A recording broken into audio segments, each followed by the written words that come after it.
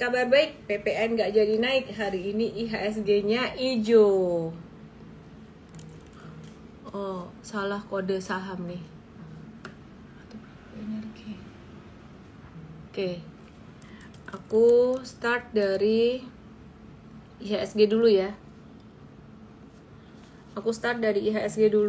Happy New Year buat semuanya. Oke, yang di TokTok, yang di YT boleh ke Igoy untuk bisa lihat chart. Ya, jadi perhatikan di sini kayaknya udah cukup lah ya. Ini chart ngebentuk pohon Natal, merah hijau kayak gini. Enggak Bitcoin, enggak saham Indonesia, semuanya pada ngebentuk pohon Natal kayak gini. Nah, terus gimana IHSG nih? IHSG kemarin sempat ketahan di 19 Desember ini ngebentuk low terakhir. Dan yang menarik ya, kabar baiknya pada 30 Desember kemarin, ini pas turun dia nggak ngejebolin low pada 19 dan 20 Desember. Teman-teman yang ada di TokTok, yang ada di YT, aku ada kasih lihat chart di Igoy, kamu bisa lihat di situ. Ini suatu tanda yang bagus. Kenapa? Karena kalau breakdown dari low-nya pada 19-20 Desember, artinya IHSG ini ngelanjutin tren turun. Nah, sekarang dia tuh ketahan ya. Jadi trennya gimana? Trennya sih masih sideways. Tapi view-nya gimana 2025? Oke, nanti aku bahas view-nya 2025 bagaimana ya. Aku review dulu hari ini bagaimana, karena kita udah lama nggak live ya, marketnya juga kemarin tutup, terus tahun baru aku juga nggak live. Aku mau review dulu beberapa kondisi baik di global maupun di Indonesia, terutama dari mata uang rupiah kita. Ya, dari mata uang rupiah kita tuh gimana. Terus nanti malam 8:30 ini ada US Initial Jobless Claim ya. Jadi US Initial Jobless Claim pada 8:30 malam ini. Terus ada US S&P Global Manufacturing Final di jam 9:45 malam. Kita menunggu data makro, beberapa data makro. Terus ada PMI manufaktur China, tapi yang paling penting diperhatikan adalah nilai tukar rupiah terhadap US dollar. Nah, perhatiin teman-teman semuanya yang ada di Igoy. Di sini aku ada kasih lihat chartnya. USD-nya tuh udah breakout dari resisten sakral kita di 15.900 dan 16.000. Sempat beberapa hari kemarin tertahan sideways, tapi hari ini USD-nya nampak menguat lagi dan rupiahnya melemah. Jadi buat kalian yang hari ini lagi happy lihat IHSG-nya naik, mungkin besok kalian harus ngelihat IHSG mungkin akan ada sideways-nya lagi gitu ya. Jadi sideways itu gimana? Sideways itu turun juga nggak turun dalam, naik juga nggak naik tinggi gitu. Intinya nggak downtrend, nggak uptrend. Oke, teman-teman yang ada di TokTok, yang ada di YT, sebelah kanan bawah itu ada tombol share. Jadi share live ini, kalau di TokTok kayaknya di atas deh. Gimana ya? Share live ini ke teman-temanmu semuanya biar banyak yang nonton dan bisa mendapatkan manfaat. Oke, aku mau kasih kesimpulan dari USD IDR kita ya.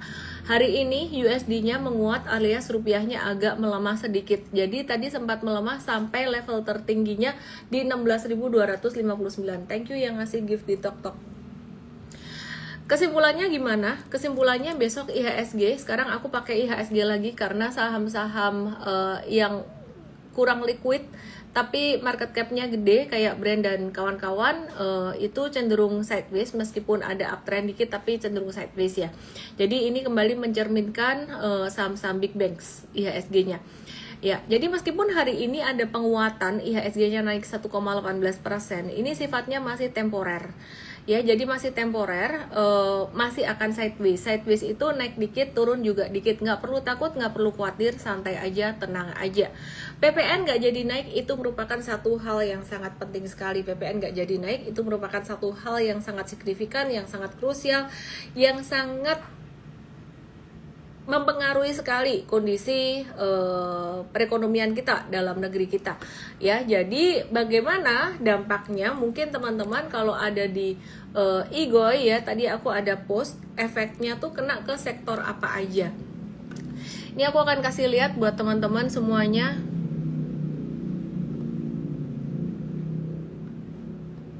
Ya, ada di konten aku yang ini, perhatikan yang ada di Igoy. Ada di konten ini, kalian bisa lihat di sini. Ini aku share aja visualnya dari kok ini sih? Aku share aja visualnya dari konten yang ini ya. Perhatikan, Aku kasih datanya ya. Intinya PPN itu kan nggak jadi naik kecuali barang-barang mewah ya, gitu ya. Jadi perhatikan di sini.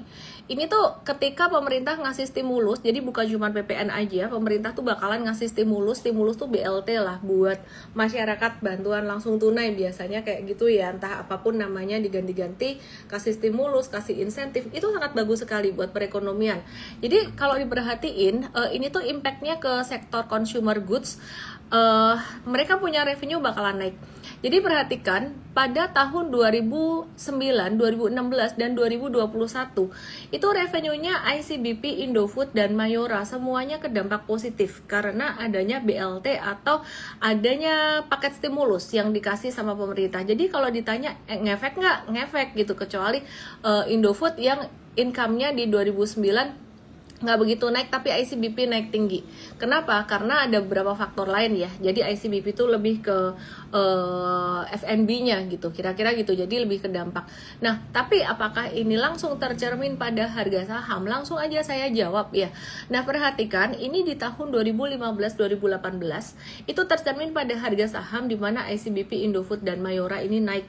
Dan Indofood pada waktu itu naiknya 15%, ICBP 25%, dan Mayora waktu itu naiknya 99%. Wah, mungkin pada berharap nih tahun 2024 jangan-jangan ini tahunnya sektor consumer goods karena consumer goods-nya lagi murah gitu. Oke, terus kemudian mari kita lihat data yang berikutnya di tahun 2008-2009 bagaimana. Di tahun 2008-2009 ternyata ya Indofood dan Mayora waktu itu juga naik signifikan. Indofood tuh naik 39%, dimana untuk saham blue chip ya naik 39% itu udah bagus banget ya sepanjang setahun. Nah, terus kemudian Mayora Indah itu di tahun 2008-2009 waktu itu naik 126%. Dan ini sangat wajar sekali karena market cap dan size-nya Mayora ini juga lebih kecil daripada Indofood. Nah, ICBP waktu itu belum IPO. Tapi sebelum saya lanjutkan lebih lagi, teman-teman yang ada di TokTok yang ada diet, boleh ke IG untuk bisa melihat grafisnya ya. Nah, IG saya @ellenmay_official. Nah, ini saya mau kasih lihat data di 2020 dan 2021. Ternyata meskipun revenue-nya ICBP, Indofood dan Mayora pada tahun 2020-2021 itu naik, 2021 itu semuanya naik 2 digit dari 14% sampai 21%. Dengan adanya COVID-19 ya, ternyata revenue masih naik, tapi harga sahamnya nggak naik. Thank you Seagrams buat giftnya. Harga sahamnya nggak naik pada masa pandemi kemarin. Jadi Mayora awal tahun sampai akhir tahun itu tetap stagnan ya, minus 0,5%, terlepas di tengah tahun ada fluktuasi. Indofood itu minus 19% dan ICBP minus 22%. Pertanyaannya bagaimana dengan tahun 2025 ini? Barusan hampir nyaris mau ngomong 2024. 2025 ini bagaimana? Sektor consumer goods. Kalau kalian semua pada mikirin BRI terus AAD terus, yuk kita coba ngelihat saham yang lain. Ini gimana ya kira-kira saham sektor consumer goods ini? Ya, jadi apakah akan terdampak positif? Yuk sekarang kita lihat harga sahamnya bagaimana. Sebenarnya kalau bicara long term kita mesti ngelihat valuasi ya. Valuasi itu dibahas di MVest ya. Jadi besok kita akan kasih valuasinya untuk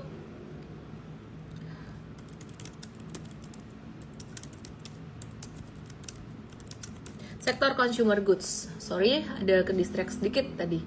Terus aku mau kasih lihat kamu saham-saham dari sektor consumer goods bagaimana. Dan aku mau kasih disclaimer dulu buat teman-teman semuanya. Ini tuh bukan perintah beli, bukan ajakan beli saat ini. Tapi aku mengajak kalian untuk berpikir, untuk melihat, oh kira-kira kebijakan pemerintah saat ini tuh impactnya ke depan apa. Ya, jadi tadi aku ada kasih data kan ya, pendapatan pasti kedampak naik setiap kali ada BLT dari 2009, 2016, 2020, 2021. Tapi harga saham 2009 naik, 2016 naik, 2021 ternyata 2020 sampai 21 ternyata nggak naik, malah turun. Karena lagi tren sektor teknologi pada saat pandemi waktu itu ya. Oke, sekarang kita lihat saham Indofood, ICBP dan juga Mayora Indah, Mayora Indah. Oke deh. Nah, ini jangka pendeknya. Sekarang kalau kita mau bahas saham, kita mesti ngerti ya kita tuh ngelihat untuk jangka pendek, menengah atau panjang ya. Nah, sekarang aku kasih lihat jangka pendek, menengah dan juga untuk panjangnya. Sekarang kita lihat ya. Perhatikan di sini ini Indofood. Indofood itu di sini teman-teman dia lagi ngebentuk pattern apa? Head and shoulders. Nah, jadi buat teman-teman yang tadi udah langsung berharap, aku kasih tahu dulu bahwa dalam jangka pendek justru Indofood ini udah agak ketinggian. Ini teman-teman investors udah cuan. Invest itu adalah e-course edukasi untuk investasi saham jangka panjang ya. Jadi beda dengan M-Trade. M-Trade itu untuk trading. Nah, di Invest ini ada satu saham yang sekarang tuh lagi moncer banget, yaitu nanti aku kasih tahu deh, cuannya udah up to 90%. Dari sektor, kalau dibilang sektor consumer goods ya ada consumernya juga sih. Nah, jadi Indofood ini udah naik sekitaran 20 sampai 30-an% dari bottomnya di tahun lalu gitu. Ya, jadi ini udah agak ketinggian buat jangka pendeknya. Nah, bagaimana dengan valuasinya? Setelah saya cek untuk valuasinya Indofood ini. Oke, let me check. Bentar ya. Nih, aku mau kasih lihat nih. Kelihatan nggak sih? Teman-teman yang ada di TokTok, yang ada di YT, langsung aja ke Igoy aku @ellenmay_official untuk kalian bisa ngelihat chart valuasinya di sini. Welcome yang baru follow aku. Oke. Ya, perhatikan di sini. Ini Indofood, meskipun harga saham jangka pendeknya agak ketinggian, ternyata valuasinya tuh masih di bawah rata-rata 5 tahun. Jadi kalau ditanya margin of safety berdasarkan metode penghitungan valuasi kita yang ini, karena metode beda-beda hasilnya bisa beda. Ya, beda dikit-dikit lah. Ini masih di bawah rata-rata, slightly discounted, sedikit terdiskon ya. Nah, sekarang kita lihat bagaimana chart harga sahamnya untuk jangka panjang buat Indofood ini. Wah, ternyata untuk harga sahamnya udah agak di atas nih, udah mulai dekat dengan resistance di atas. Jadi kesimpulannya sih buat kalian yang mau nampungin Indofood, jangan cuman pakai sentimen doang. Ya, jadi kalau pakai sentimen doang, sentimen dari PPN turun, consumer good, imbasnya harganya naik, revenue-nya mereka akan naik. Iya, bener. Harga sahamnya ntar dulu. Kalau trading, kita akan pakai chart doang. Kalau investing, kita akan tunggu valuasinya dia ada diskon dikit. Gitu ya.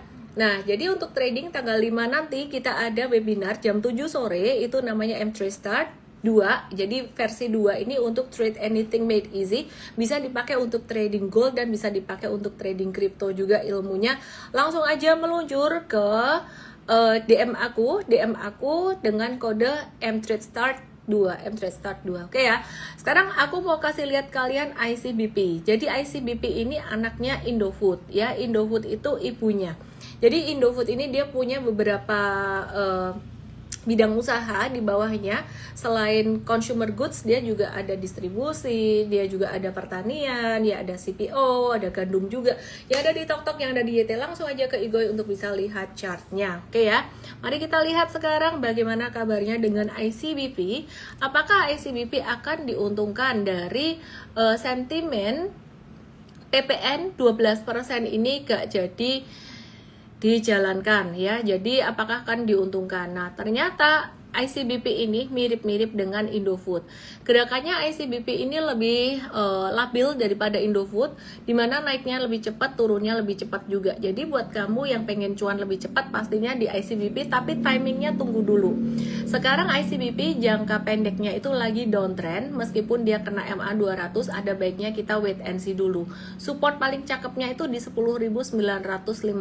Jadi tunggu diskon dikit untuk ICBP-nya kalau misalkan kamu mau trading jangka pendek. Nah, kalau bicara impact PPN yang impactnya ke revenue perusahaan ya, itu impactnya masih jangka panjang banget. Sekarang kita mesti ngelihat chart harga saham jangka panjangnya dan juga valuasinya. Nah, valuasinya ICBP ini kurang lebih mirip kayak Indofood, di mana dia ada diskon dari average 5 tahunnya dia, tapi diskonnya itu cuma sekitar 9% aja. Jadi slightly discounted, valuasinya nggak murah-murah amat di sini ya. Nah terus secara harga sahamnya untuk long term itu daripada Indofood tadi lebih ketinggian, bahasa gampangnya kayak gitulah.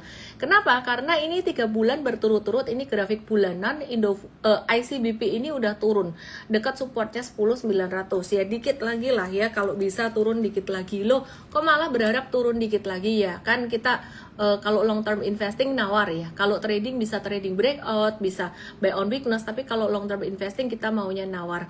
Nah, sedangkan Indofood di sini diskonnya masih belum terlalu banyak dan masih dekat dengan resistance.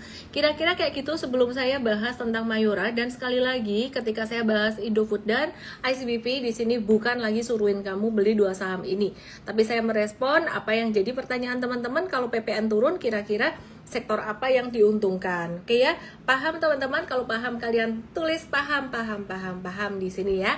Dan aku akan lanjutkan ke Mayora Indah biar kalian nggak bosan nanti yang ditanyain sahamnya itu-itu aja, dikira aku lagi ngepom-pom saham yang itu-itu aja. Yang di tak-tak, yang di YT, langsung aja ke Igoy aku @ellenmei_official. Oke, thank you Erik Liang, Cynthia, Davin, Aulia, Ahau yang udah paham. Oke deh, mari kita lihat saham Mayora Indah. Nah, saham ini beda dengan ICBP, dengan Indofood. Gerakannya dia lebih cepat ya, dia lebih lincah. Oke, mari kita lihat sekarang. Thank you. Yang nanya saham langsung aja ke question box di situ. Kalau temenmu udah nanya saham itu boleh di like aja. Jadi yang paling tinggi nanti aku akan bahas dulu. Tapi yang paling tinggi mesti BBRI sama AADI. Gitu. Oke. Yang ada di TokTok, yang di YT langsung ke Igoy aku @ellenmei_official ya. Oke, mari kita lihat sekarang Mayora atau Mayora Indah, kabarnya gimana sih Mayora Indah ini? Sebentar ya, aku cek data valuasinya dulu. Kok aneh?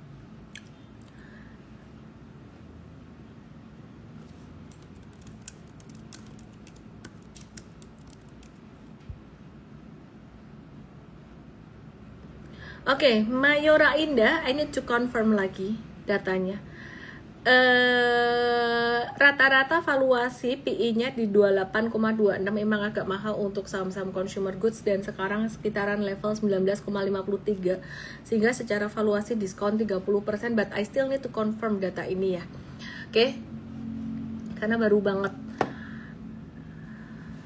Oke, sekarang aku kasih lihat chartnya dalam jangka pendek bagaimana untuk Mayora Indah. Sekali lagi disclaimer, teman-teman yang belum belajar di M-Trade, belajar dulu sistem tradingnya, dan ini bukan satu rekomendasi beli.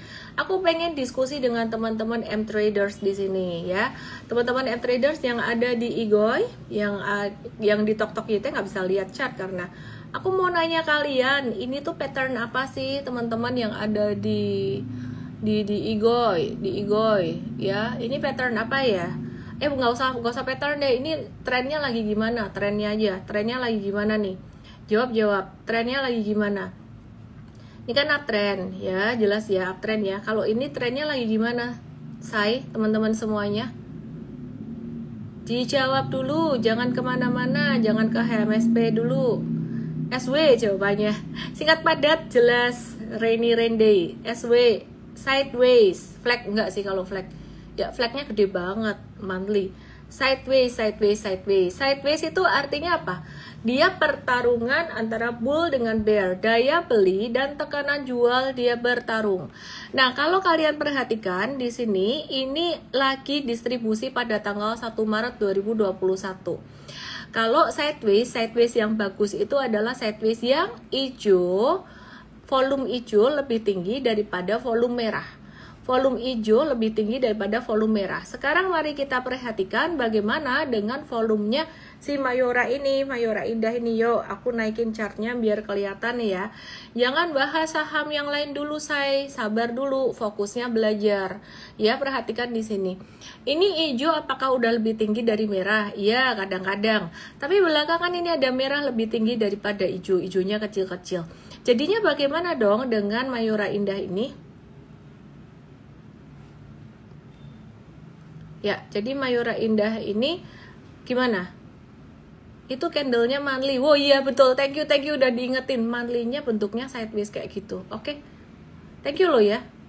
Udah diingetin ya. Candlenya monthly. Sekarang aku pakai yang daily deh. Comment di off. Thank you loh, candle monthly dikasih tahu. Ini monthly sideways. Monthly sideways. Oke, sekarang kita lihat yang daily deh ya. Daily gimana ini kabarnya dailynya? Dailynya juga sideways. Dailynya juga sideways ya. Jadi kesimpulannya kalau buat trading wait and see dulu aja. Kalau buat investing nawar sekitaran 2200 disclaimer ya, teman-teman. Oke, terus aku mau bahas saham yang lainnya. Kesimpulannya dari sektor consumer good, nunggu diskon dulu aja. Meskipun bakalan kena impact positif PPN nggak jadi dinaikin gitu. Oke ya. Terus aku mau bahas update US Initial Jobless Claim. Baru aja keluar informasinya yang di jam 8:30. Nanti aku bahas ya BBRI, SSR, dan semuanya nih. Tulis aja di kolom komen di kanan bawah yang ada question marknya. US Initial Jobless Claim, hasilnya angka klaim pengangguran Amerika pada Minggu 28 Desember itu diperkirakan turun ya dari, bentar ya,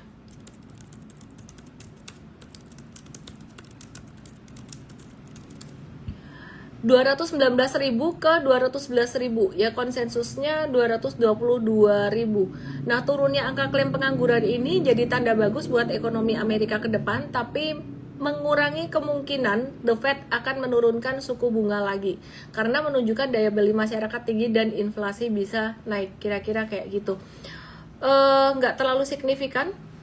Yuk kita langsung aja ke saham perbankan. Jadi tadi impact PPN 12% udah ya. Terus sekarang saya langsung aja ke saham perbankan. Di sini tadi BBNI naik 5%. Nah, aku mau cerita dulu tentang barometer Januari. Barometer Januari itu apa? Ada satu teori yang mengatakan bahwa kalau di bulan Januari itu perform, maka sepanjang tahun bakalan perform. Bulan Januari katanya menunjukkan performa sepanjang tahun tersebut. Benar nggak sih? Kalau aku sih nggak mau pakai kayak gituan ya. Jadi nggak mau kayak jurus T10 atau IG T10 kayak gitu.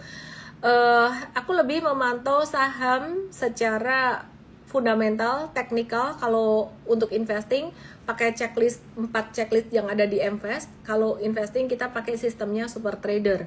Oke, nah sekarang kita lihat buat beberapa saham perbankan yang hari ini naik signifikan. Contohnya kayak saham BBNI. BBNI ini hari ini naik sekitaran 5,5%. Kabarnya gimana BBNI? 5,5% itu matters dan volumenya lumayan sih sebenarnya. Ini yang ngebeli kalau sampai naik 5,5%, ini bukan retail lagi, tapi ini lebih ke investor ya. Jadi investor yang beli ini ya. Terus arahnya gimana buat saham BBNI? Ini bakalan ngebentuk pattern double bottom atau pattern V. V itu dia bakalan ada sedikit naik sampai 47 terus turun ke 4530-an atau 4500. Nah, abis itu kalau enggak sampai 4480 dia akan turun lagi. Intinya batasnya itu di 4260 ya. Jadi ini di sini. The worst case scenario sampai 4260 ya. Tapi kalau hari ini naik 5%-an kayaknya turun sampai 4260 tuh kemungkinannya kecil. Intinya teman-teman kita mulai ngelihat di sini bahwa investor besar itu udah mulai ancang-ancang. Ya. Oke, terus bagaimana dengan saham yang lain? BBCA ini kemarin result laporan keuangannya juga masih bagus, pertumbuhan labanya masih yang paling tinggi dibandingkan dengan 3 big bank lainnya. Dan kalau aku bilang di angka 9.600 ini BCA terbilang terdiskon secara teknikal. Meskipun secara fundamental valuasinya ya masih mahal, nggak bisa dibilang murah. Tapi kalau kamu mau DCA, dollar cost averaging atau nabung saham BCA bertahap, saya rasa ini waktunya ya. Jadi nyicil-nyicil duitnya jangan dihabisin semua. Oke, dia punya dividen nggak terlalu besar, anggap aja dividennya itu untuk bonus aja. Kemudian selain selain BBNI, BCA, kita mau lihat BMRI. BMRI ini juga hari ini hijau, tapi dengan rupiah melemah. Hari ini tadi rupiahnya agak-agak melemah dikit. Hati-hati, jangan langsung borong. Kalau mau masuk ya dikit-dikit aja buat long term investing. Dan ini bukan buat trading teman-teman. Dan kalau aku ditanya harus pilih satu sih ya tetap BCA yang aku pilih ya, meskipun valuasinya tinggi gitu ya. Nah terus BBRI ini yang valuasinya paling murah di antara 4 itu tadi ya. Jadi valuasinya paling murah di antara 4 itu tadi. Dan secara historis memang kalau di bawah standar deviasi -1 itu secara historis dia bisa naik sekitaran 10-20% dalam beberapa bulan, tapi tidak selalu. Jadi jangan dijadikan patokan atau acuan. Nah, di sini saya melihat ada kebingungan buat teman-teman semuanya, melihat kinerja perusahaan banyak yang mengalami kebingungan. Sebenarnya melihat fundamental perusahaan itu bagaimana sih? Sebelum kita bicara tentang numbers, angka, laba perusahaan, hutangnya perusahaan, valuasi perusahaan, yang kita lihat itu nomor satu sebenarnya POV dulu, point of view. Point of view kamu trading atau investing. Point of view seorang investor itu bagaimana? Kalau kalian mau dapetin point of view investor itu sebenarnya baca buku Warren Buffett Way. Ya, jadi point of view investor itu tidak fokus pada harga saham jangka pendek. Aku ajarin dulu point of view-nya bagaimana, meskipun singkat ya di sini ya. Lebih dalam tuh sebenarnya di MFast Start tanggal 25 kalau nggak salah 25 Januari DM aku aja MFast Start gitu. Nah, jadi point of view seorang investor jangka panjang itu beli perusahaan long term, melihat valuasi, melihat fundamental perusahaan, dan juga tidak melihat harga saham dalam jangka pendek. Point of view ini tidak hanya bicara soal angka aja, tapi bagaimana keinginan seorang pebisnis membeli dan mengakuisisi bisnis yang lainnya. Seorang trader yang baru beberapa tahun masuk ke pasar saham, terutama kalau Colonials tuh masuk pada masa corona kemarin, pada masa pandemi COVID-19, itu POV-nya masih trading. Kenapa? Karena dia dapat keuntungan dari saham-saham trading seperti contohnya saham teknologi dari tahun 2021, kemudian setelah itu kejayaan saham-saham dari Papa PP, Prayogo Pangestu, dan juga waktu sebelum Pak PP ada Bayan Resources ya, itu sempat naik lumayan signifikan meskipun nggak terlalu liquid juga. Dan saya nggak anti dengan saham-saham ini, saya cuma mau cerita bahwa experience-nya dapat cuannya dari saham-saham kayak gitu, dimana kalau menurut POV aku itu adalah saham-saham trading gitu loh ya. Jadi belum pernah merasakan cuan dari saham investing. Satu hal penting yang aku mau share ke kalian, kalau POV-nya trading, mindsetnya trading, hatinya trading, mau pakai analisis fundamental kayak apapun, gak bisa. Jadinya apa? Thank you yang nge-gift ya. Jadinya nanti POV trader pakai fundamental, fundamentalnya itu sifatnya akan subjektif. Nanti akan cocokologi. Dengan apa? Dengan seleranya. Jadi koko saya baru pergi ke Thailand, saya tanyain, enak nggak makanan di sana? Gak enak. Buat saya makanan di sana enak, ya. Kenapa? Nah POV-nya beda, karena seleranya beda, kira-kira kayak gitu. Seperti saya dulu di tahun 2007 sampai tahun 2000 berapa ya, 2010 kalau nggak salah ya, 2010 sampai 2011. Aku tuh trading banget, swing trader banget, dan aku kayak alah investing kok apaan sih?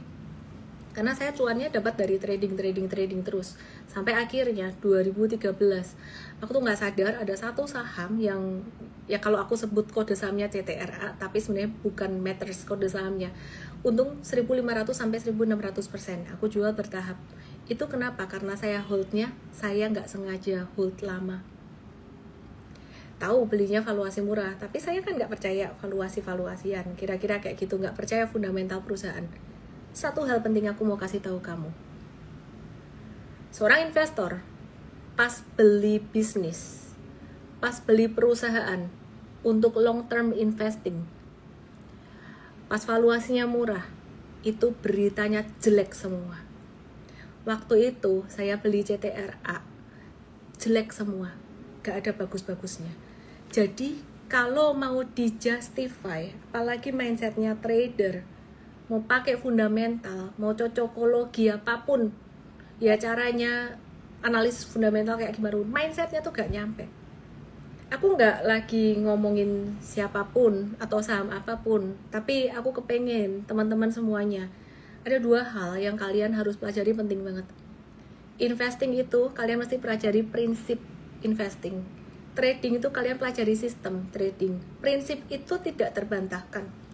Aku belajar dari guru aku juga yang lain, guru bukan guru saham ya, guru hidup lah ya, guru leadership. Prinsip itu tidak terbantahkan. Aku punya ini ya, ini cinnamon roll ini, tak jatuhin, jatuh nggak? Jatuh. Kenapa? Prinsip gravitasi itu nggak terbantahkan, hukum alam, sifatnya universal. Sistem bagaimana? Sistem tuh urut-urutan tata kerja. Nah, kalau prinsip investasi, prinsipnya gimana? Beli murah, jangan beli bisnis pas lagi mahal, resikonya tinggi. Itu prinsip nggak? Prinsip. Pas lagi murah, ada bisnis bagus dijual murah, dia lagi susah apa lagi seneng? Lagi susah lah. Kayak teman saya, dia pada masa pandemi kemarin mengakuisisi beberapa bisnis real, bisnis massage, spa, bisnis barber. Dia akuisisi dari siapa? Dari orang yang bisnisnya ini tadinya jalan, tapi pas pandemi susah, makanya dijual murah. Nangkep? Makanya gak nyambung kalau seorang trader yang mindsetnya trading ngebahas fundamental, kadang-kadang gak nyambung. Jadi kalian mesti paham. Itu namanya prinsip.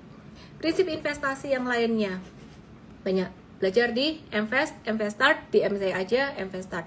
Oke, aku lanjut lagi. Jadi kalian harus belajar dan aku proud banget buat kalian yang ini Harpitnas, kalian masih belajar di sini. Yang di TokTok, yang di YT, langsung aja ke Ikoi. Aku bukan lagi pom-pom atau rekomendasi saham-saham for big banks, dimana aku tahu naiknya masih alon-alon. Kamu nanya BCA naiknya bakalan pelan-pelan, meskipun dia turunnya ya susah, nggak sedalam yang lain. BRI naiknya juga bakalan pelan-pelan, BMRI naiknya bakalan pelan-pelan, BNI naiknya bakalan pelan-pelan. Kalau kamu nanya aku buat long term investing, aku mau nggak saham-saham ini, ya BCA atau BRI maulah.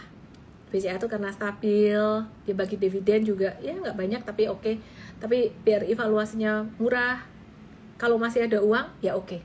Ya, tapi sekarang alokasi aku buat saham-saham ini udah cukup. Jadi ini bukan buat trading, tolong dipisahin. Sekarang aku mau bahas untuk banking lapis 2-nya bagaimana kabarnya. BBTN, BNGA, NISP, nanti aku bahas juga AAD ya yang lagi trending. Sekarang aku mau bahas BBTN. BBTN ini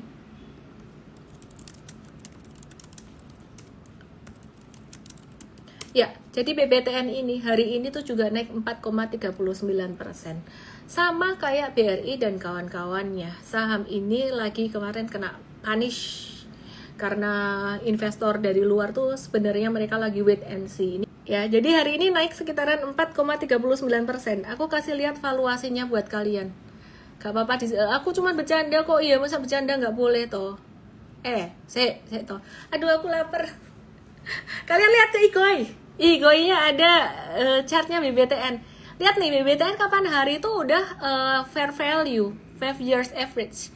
Terus dia turun. Nah, sekarang tuh lagi di bawah standar deviasi -1. Murah, cuy, murah. Kalian lihat gak sih bagaimana cara bandar bekerja? Lihat di konten aku di Igo itu kayak ada orang jualan semangka tuh loh. Out of topic ya, aku gak ngomongin BBTN ini.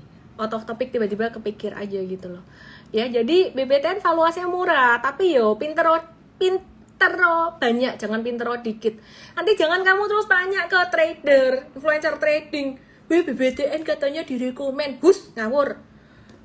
Kalau buat trading ya ntar lah tuh urusannya di M-Trade gitu ya. Tapi kalau untuk bicara valuasi, ya valuasi buat beberapa bulan ke depan atau 1 tahun ke depan, oke. Aku bilang sih murah gitu loh. Ya, jadi jangan BRI doang gitu loh. Properti juga sekarang lagi murah untuk investing. Investing beda loh, bukan buat trading loh. PLV-nya beda banget. Oke. Jadi bersyukurlah PPN tidak jadi naik, itu impact-nya banyak. PPN naik 12%, jangan kau pikir naik harga barang cuma 1% atau 0, berapa persen itu. Enggak, itu kan berturut-turut ya, berendeng-rendeng, naiknya bisa banyak. Oke. BNGA udah mendahului naik duluan dan udah bentuk V. Aku lihat dia bakalan kalau ada koreksinya normal aja, mentok sampai 1.700. Dan that's very normal menurut aku untuk long term investor ini waktunya menabur. BNGA valuasinya premium di atas standar deviasi +1. Oke. Jadi gak direkomend buat investing. Kita lagi wait and see buat trading untuk retracement ya. Disclaimer buat kalian yang belum siap untuk trading investing, yang belum siap tuh ciri-cirinya gimana? Mau beli, sorry, rada gilan, habis makan durian. Oke. Jadi ciri-cirinya yang belum siap beli saham atau beli kripto adalah yang tiap hari nanya, turun nanya, beli nanya, ini gimana, ini gimana, ini gimana. Bekali dulu di sininya dan di sininya. Karena kalau kamu bekali di sini sama di sini, kamu gak telat. Kesempatan peluang selalu ada. Di app TradeStar tuh diajari trade anything made easy. Kamu bisa muter duit di mana aja. Oke, terus kemudian NISP, kita lihat NISP ini labanya dia, kalau nggak salah dia labanya juga naik deh. Let me check NISP.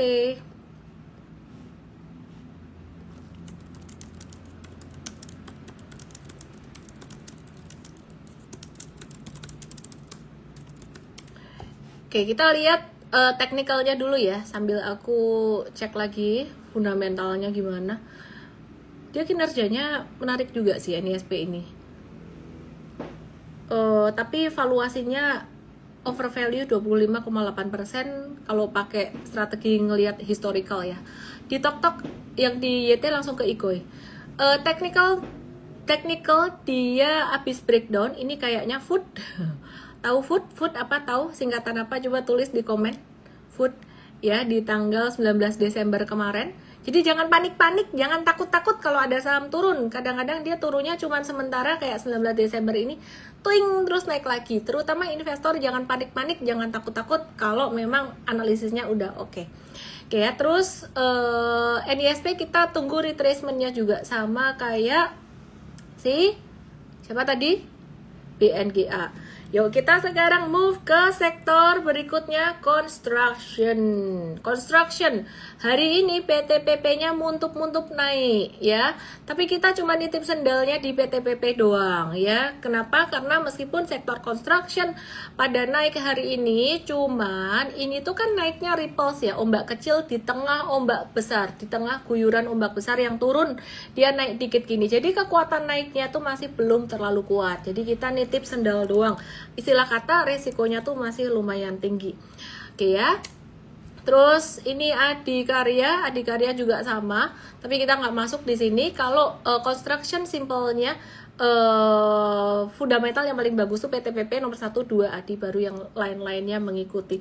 Sekarang kita ke BRPT, kita ke brand, habis itu ke AAD. Ya, jadi BRPT brand ini gimana kabarnya? Beberapa hari kemarin naik. Kayaknya kita mau tradingnya mau cuan bungkus aja sih kalau di BRPT ini di 995 sampai 1000-an. 995 1000 ini resistance kuat banget. Jadi kita mau cuan bungkus di BRPT. Terus kita mau lihat brand bagaimana. Ini Liquid sayangku. Tapi ini trennya naik dalam jangka pendek. Kalau kamu mau trading ini ya siap-siap, pokoknya siap resiko. Trader profesional. Aku punya guru namanya David Ryan, Mark Minervini. Aku pernah ikut workshopnya di Amerika. Ilmunya yang aku tuangkan jadi super trader ini. Dia bilang apa? Nomor 1 yang perlu lu pikirin dulu adalah resiko. Di dalam investasi saham atau trading saham tuh kamu harus mikirin resikonya dulu. Jangan mikirin cuannya dulu. Jadi resiko di dalam trading saham bukan trennya yang lagi turun, tapi likuiditasnya. Be very careful di sini. Oh ini kan tapi naik terus, aku trading cuan-cuan. Iya. Oke, congrats lah. Oke lah, bukan saya ngelarang trading di sini. Likuiditas you have to be very careful. Cara ngelihat likuiditas tuh gimana? Bid over. Bid overnya kalau ompong-ompong ya kurang oke. Kira-kira kayak gitu. Tapi kalau tradingnya kecil-kecil doang masih nggak apa-apa, nggak masalah. Kecil-kecil tuh berapa sih? Kayak tradingnya cuman berapa ratus ribu, berapa juta itu nggak masalah. Tapi kalau kamu tradingnya udah ya ratusan juta, miliaran, apalagi ada ajak-ajak temenmu, teman-teman yang lain juga tradingnya angka segitu, itu bisa jadi masalah kalau likuiditas saham kecil, kira-kira kayak gitu. Oke, terus NISP tadi aku ngecek fundamentalnya, dia tuh laba bersihnya tahunan naik 25,06% secara tahunan dan secara kuartalan naik 16,58%. Ya, jadi kenaikan pendapatan bunga dan syariah bersihnya juga naik 9%. That's very good buat NISP, tapi jangan masuk dulu, kita lagi nunggu retracement atau nunggu koreksi. Oke ya.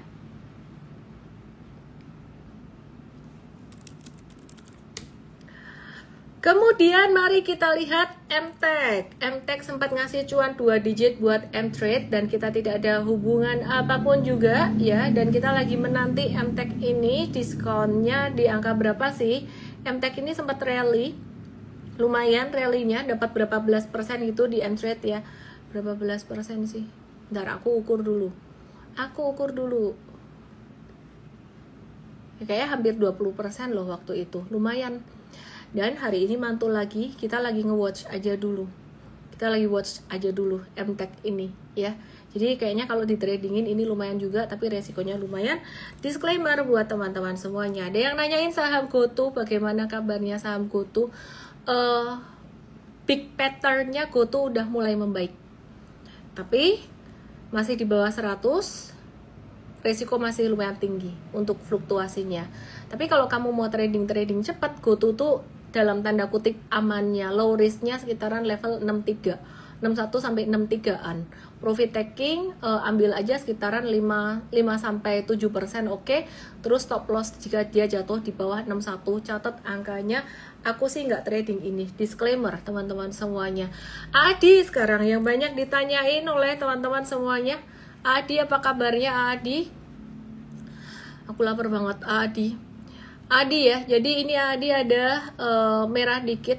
Kamu bisa mulai siap-siap profit taking buat yang punya di bawah kalau mau trading Adi. Karena perjalanan Adi ini kalau kamu mau invest dia, ini perjalanannya panjang. Nah ini juga contoh perusahaan yang valuasinya murah. Perusahaan ini labanya bagus banget, revenue-nya juga bagus, udah jelas-jelas bagus, investor mau. Tapi time horizon-nya investor tuh jangka panjang banget. Bikin investor jangka panjang banget. Jangka pendeknya bakalan fluktuasi, bakalan bumpy. Jadi buat kalian yang mindsetnya trader, ya udah trading aja. Nggak usah mikirin long term investor, mereka mau kemana, institusi mau kemana. Yang udah beli beberapa hari kemarin, terutama yang beli di tanggal 24 Desember, kamu kalau mau profit taking udah bisa. Untungmu itu cuanmu sekitaran, kalau hari ini tadi ada profit taking ya, sekitaran 5-19%, lumayan banget ya. Tapi kalau kamu tipe yang kebal, fluktuasi naik turun gak masalah, gak stres, nitip sendal, kamu mau nge-hold, ya silakan. Adi secara fundamental masih bagus, tapi short term masih ada fluktuasi. Intinya itu aja yang aku mau sampein. Jangan lupa teman-teman, tanggal 5 Januari, meskipun kamu mungkin masih liburan atau baru balik liburan, ada M-Trade Start 2, Trade Anything Made Easy. DM aku aja dengan kode M-Trade Start 2, nanti akan dikasih linknya atau URL-nya untuk daftar. Kalau kamu mengalami kesulitan, bilang, balesin lagi, gue nggak bisa daftar nih, tolongin ya gitu. Dan workshop Super Trader tanggal 11 sampai 12 Januari ini udah full book, jadi kita tinggal jalan aja. Kita mungkin nanti akan buka pendaftaran untuk next batch-nya. Aku jarang banget bikin workshop offline ya, karena mager di Solo. Ya aku mager di Solo, jadi anyway, aku banyak mengedukasi secara online.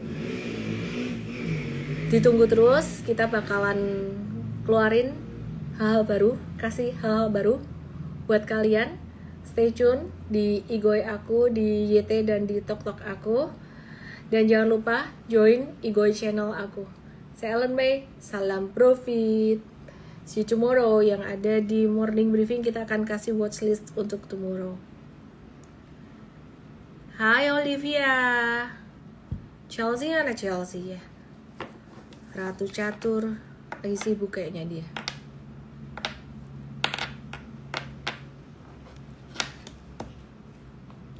Aku baru punya mainan baru. Mana ya tutupnya ya? Oke. Lama. Aku punya mainan baru. Aku lapar.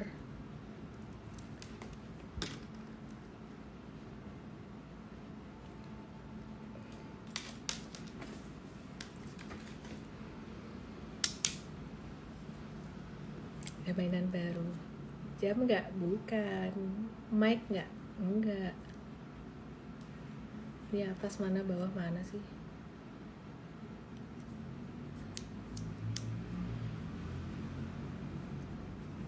Ada yang tahu apa ini?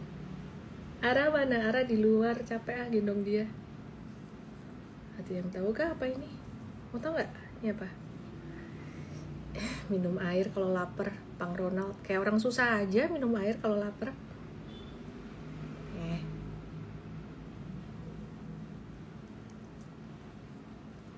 Gelang balance, bukan.